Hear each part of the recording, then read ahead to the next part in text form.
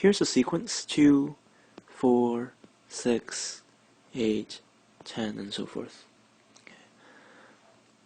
What is the next term of the sequence?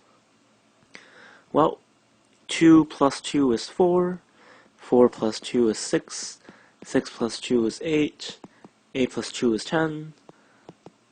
So to find the next term, we do 10 plus 2 is 12. We learned this from the last lesson. These are called arithmetic sequences.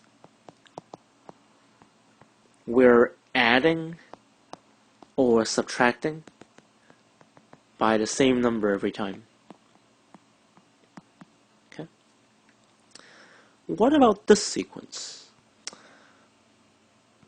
Alright, well, 2 plus 2 is 4. 4 plus 2 is 6. Wait a minute. Wait. But this is 8. So that doesn't work, because that should be a 4. And 8 plus 2, that doesn't work either.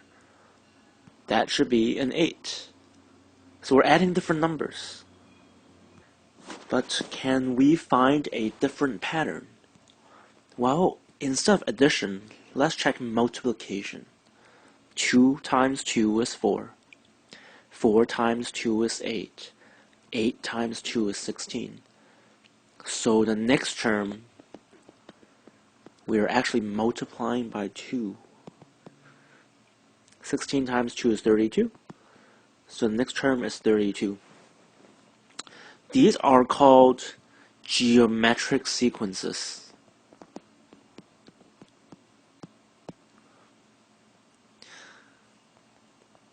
We have these sequences when we multiply or divide by the same number. Okay. Here's another example. This time we are dividing by 2. Another way of looking at it is you can also say we're multiplying by 0.5. Same thing. Divide by 2. So to find the next term, we divide by 2, and we get 15. Another example.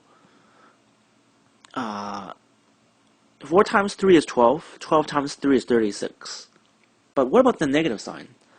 Well, negative 4 times negative 3 is 12. 12 times negative 3 is 36. Negative 36 times negative 3 is 108. So when we see alternating negative, positive, negative, positive, that's because we're multiplying by a negative number. The number that we're multiplying by is called the common ratio. Just like arithmetic sequences, there's a similar formula. The nth term is the first term times r to the n minus 1 power. And r is our common ratio. So for this problem, r is negative 3. So here's one more example. First, let's find the fifth term of this sequence. 7 times 2 is 14. 14 times 2 is 28. 28 times 2 is 56. But we have the negative signs here, so it's times negative 2, negative 2, negative 2. So we have to multiply by negative 2, and so forth. And we'll get negative 56 times negative 2 is 112. Okay.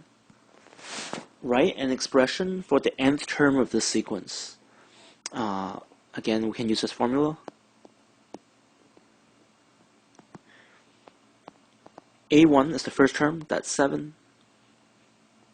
From here. R is the number we're multiplying every time, that's this term. So it's negative 2 times n minus 1 power. That's it.